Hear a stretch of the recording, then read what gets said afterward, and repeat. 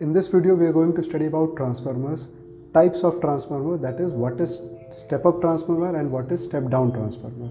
We will also discuss about some few important topics that how a transformer works. एक transformer work कैसे करता है उसके last में एक सबसे important question, having your home near a transformer, क्या transformer के पास रहना हमारे लिए safe है? क्या इससे कोई हमारे बॉडी पे या हमारे माइंड पे एक नेगेटिव इफेक्ट आता है या नहीं, इसके इन सब के बारे में हम इस वीडियो में जानेंगे।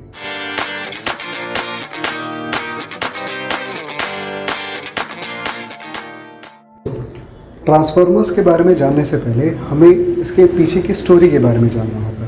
दरअसल 1821 में ओस्टेड नामक एक साइंटिस्ट ने डिस्कवर किया कि जब एक करंट कैरिंग कॉइल या करंट कैरिंग वायर में जब करंट हम पास करवा रहे हैं तो वो एक एज अ मैग्नेट की तरह वर्क करने लगता है। वो अपने आसपास के रखे हुए चीज़ों को अट्रैक्ट करता है। इन्हीं डिस्कवरीज को देखते हुए माइकल फैराडे ने 1831 में ये डिस्कवरी की, दैट इज़ कि जब हम एक कॉइल को, दैट मीन्स एक ऐसा वायर है जिसमें इलेक्ट्रिसिटी ट्रांसफ़र किया जा रहा है या जिसमें इलेक्ट्रिसिटी जा रही है, और उसके नज़दीक हम एक कंडक्टर ले आए, एक ऐसा वायर ले आए जिसमें इलेक्ट्रिसिटी बिल्कुल भी नहीं है। तो इस वायर में जिसमें हमारे इलेक्ट्रिसिटी जा रही है, उस वायर से इलेक्ट्रिसिटी ट्रांसफ़र होगा हमारे इस वायर या इस कंडक्टर में जिसमें हमने कोई बैटरी कनेक्ट नहीं किया है। फिजिक्स में इस टर्म को हम लोग बोलते हैं electromagnetic induction. Now you can see over the figure also, यहाँ पर एक कॉइल हमारे पास ए है जिसको हम लोग प्राइमरी कॉइल बोलते हैं, जिसमें हमने क्या किया है, हमने इलेक्ट्रिसिटी को पास करवाया है। ये जो हमारा प्राइमरी कॉइल है ये एज अ मैग्नेट बिहेव करेगा, और जैसे ही इस प्राइमरी कॉइल को हम हमारे सेकेंडरी कॉइल के पास अगर ले जा रहे हैं या इसके अपोजिट डायरेक्शन में हम उस कॉइल को ले जा रहे हैं, या अगर इस कॉइल का मूवमेंट करवा रहे हैं इस कॉइल के आसपास, तो हम क्या देखते हैं कि हमारा जो सेकेंडरी कॉइल है उसमें उसके गैल्वेनोमीटर में क्या डिफ्लेक्शन दिखाई दे रहा है, and this deflection shows that there is a current in our secondary coil. This was the basis of electromagnetic induction and was also a basis for generating transformers. अगर हम इस फिगर को देखें तो यहाँ पर ये हमारा प्राइमरी कॉइल है और ये हमारा सेकेंडरी कॉइल है। इन्हीं दोनों को कंबाइन करके हमने ऐसा ट्रांसफार्मर यहाँ पे यूज़ किया है, जहाँ पर हम प्राइमरी कॉइल में इलेक्ट्रिसिटी को ट्रांसफ़र करेंगे और वही हमारा जो कॉइल से जो इलेक्ट्रिकल कंडक्टिविटी है, या ये कह सकते हैं कि इलेक्ट्रिसिटी इंड्यूस होकर हमारे कॉइल बी में जाएगी। अगर हम इन ट्रांसफार्मर्स के टाइप्स के बारे में देखें तो अगर यहाँ देखें तो यहाँ पे दो तरह के हमारे पास ट्रांसफार्मर आ जाते हैं।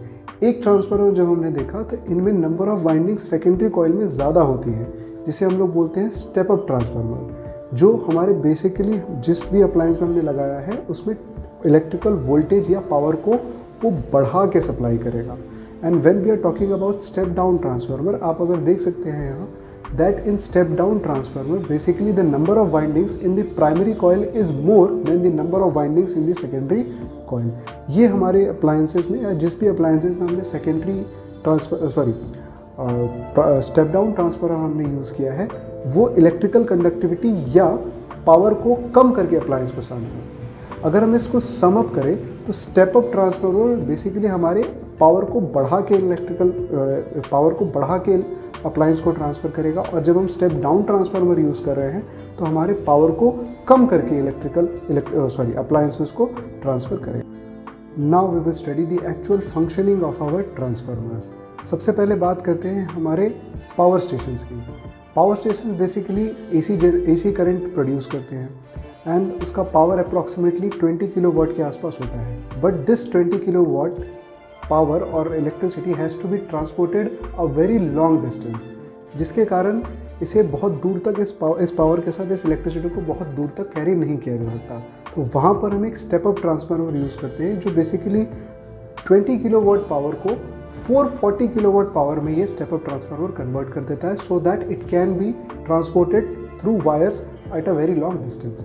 आफ्टर दैट जो ट्रांसफार्मर्स हमारे घरों के पास होता है, अब हमारे घरों को तो इतनी ज़्यादा पावर की ज़रूरत नहीं, तो वहाँ पर हमारे घरों के पास जो ट्रांसफार्मर होता है that is known as your step down transformer. Basically ये 440 किलोवाट के पावर को 11 किलोवाट के पावर में कन्वर्ट करता है, जहाँ पर हमारे वोल्टेज को भी ये डिक्रीज़ करता है।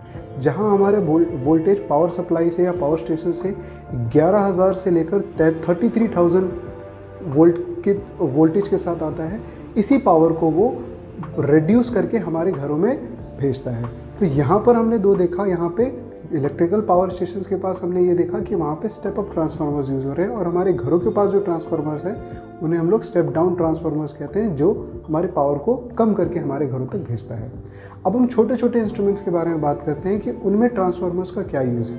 अगर हम नॉर्मली यहाँ देखें तो हमारे घरों में या ऑन एन एवरेज इंडियन घरों में 220 वोल्ट 220 वोल्ट पावर सप्लाई हमारे घरों में आता है। बट अगर हम कुछ अप्लायंसेस या हैवी अप्लायंसेस की बात करें, for example television, microwave, motor, ये कुछ ऐसे अप्लायंसेस होते हैं जिनमें बहुत ज़्यादा वोल्टेज की ज़रूरत है, जिसके कारण अगर हम 220 वोल्ट से इन्हें सप्लाई देंगे तो ये 220 वोल्ट में वर्क ही नहीं कर पाएंगे। तो इन सारे इंस्ट्रूमेंट्स में हम लोग यूज़ करते हैं step up transformers.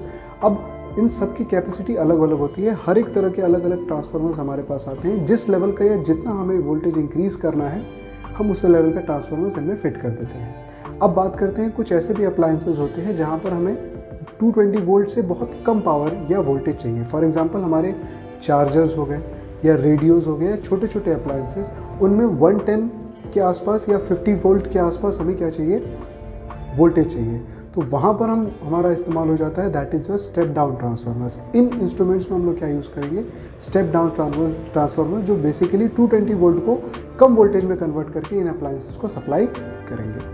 Now the last and the most important question जो हम सब के दिमाग में आता है कि having your home near a transformer, is it too risky और it does not have any affect on our body. अगर हमारा घर ट्रांसफार्मर के पास है तो क्या हमें डरना चाहिए इस चीज़ का, या क्या इसके कुछ इल इफेक्ट्स हैं हमारे बॉडी में।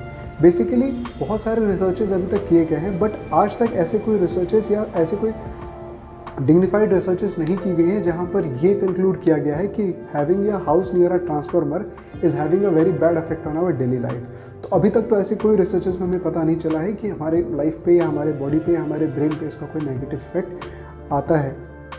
बट शॉर्ट सर्किटिंग और ओवरलोडिंग में लीड टू फायर। अगर हम शॉर्ट सर्किटिंग, अगर किसी तरह से हमारे जो उस पोल में या उस मीटर में शॉर्ट सर्किटिंग हो जाती है या ओवरलोडिंग हो जाती है, जिसके कारण बहुत हैवी अमाउंट में पावर जनरेट होता है, जिसके कारण बहुत बड़ी बड़ी आग लग जाती है, तो इनसे हमें खतरा बेसिकली है। बट इन फिजिकल डैमेजेस को या एक्सटर्नल डैमेजेस को हम एक्सक्लूड करें तो इनका कोई और नेगेटिव इम्पैक्ट हमारे बॉडी पे नहीं है। That's all for this video. Let's meet in our next video. Thank you very much.